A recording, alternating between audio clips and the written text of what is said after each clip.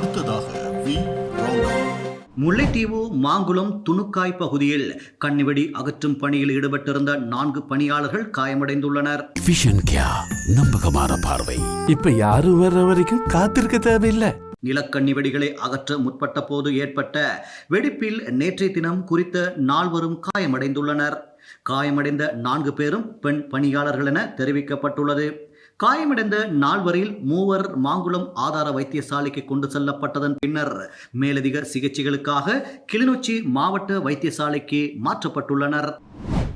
பிபிலை அம்பாறை வீதியின் நாகல பகுதியில் நேற்றிரவு இடம்பெற்ற பேருந்து விபத்தில் 49 பேர் காயமடைந்துள்ளனர். பிரைம் குரூப் அறிமுகப்படுத்தும் இலங்கையின் முதலாவது நவீன வீட்டு அபார்ட்மெண்ட் நகரம் கிரிபத்குடையில். அழையுங்கள் 0772041041. ஆடை தொழிற்சாலை பணியாளர்களை ஏற்றிச் சென்ற பேருந்து ஒன்றும் இலங்கை போக்குவரத்து சபைக்கு சொந்தமான பேருந்து ஒன்றும் மோதிக்கொண்டதிலேயே இந்த விபத்து நேர்ந்துள்ளதாக போலீசார் தெரிவிக்கின்றனர்.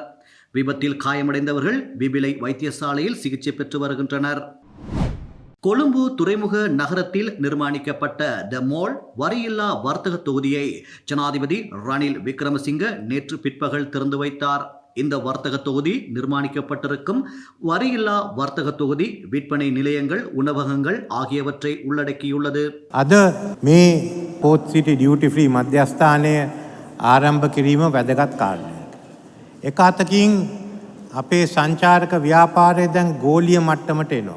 මේ ස්ථානයේ තියෙන මධ්‍යස්ථානය නිසා සංචාරකයෝ මෙතෙන්ට පැමිණෙනවා. බඩු භාණ්ඩ ගන්න පුළුවන් සාප්පු සියල්ලම තියෙන එක මධ්‍යස්ථානයේ තමයි වරාය නගරේ මේ වැඩ කටයුතු අපි ආරම්භ කරලා තියෙන්නේ. மியன்மாரில் உள்ள இணைய குற்ற முகாமிலிருந்து மீட்கப்பட்ட 20 இலங்கையர்கள் இன்று காலை நாட்டை வந்தடைந்துள்ளனர். மியன்மாரில் மியாவாடி பகுதியில் உள்ள இணைய குற்ற முகாம்களில் பணைய கைதிகளாக இருந்த மேலும் 20 இலங்கை பிரஜைகள் மீட்கப்பட்டதாக இலங்கை வெளியுறவு அமைச்சு கடந்த ஆகஸ்ட் மாதம் 15ஆம் தேதியன்று உறுதிப்படுத்தியது.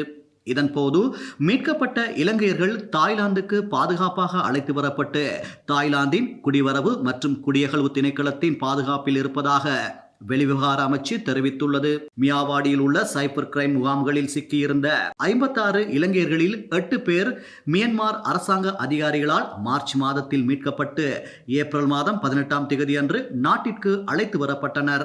மியன்மாரில் உள்ள இணைய குற்ற முகாம்களில் இன்னும் 34 இலங்கையர்கள் தடுத்து வைக்கப்பட்டுள்ளதாக தெரிவிக்கப்படுகிறது. இதனிடையே தற்போது மியன்மாரின் மியாவாடி பகுதியில் சிக்கியுள்ள ஏனைய 34 இலங்கையர்களை அரசாங்கத்தின் ஆதரவுடன் மீட்பதற்கு யாங்கூன் மற்றும் பாங்காக்கில் உள்ள இலங்கை தூதரகங்கள் மூலமாகவும் அவர்கள் பணியாற்றி வருவதாக வெளியுறவு அமைச்சு தெரிவித்துள்ளது. உலகின் மிகப்பெரிய கப்பலான எவர் ஆம் கொழும்பு துறைமுகத்தின் கிழக்கு முனையத்திற்கு நேற்று மாலை வருகை தந்துள்ளதாக இலங்கை துறைமுக அதிகார சபை தெரிவித்துள்ளது. எவர் ஆம் 400 மீட்டர் நீளம் மற்றும் 60 மீட்டர் பீம், கணிசமான கோடை வரை 17.027 மீட்டர் மற்றும் அதன் செயற்பாட்டு திறன் மற்றும் சரக்கு திறனை மேம்படுத்தும் மேம்பட்ட உந்துவிசை அமைப்பு ஆகியவற்றை கொண்டுள்ளது.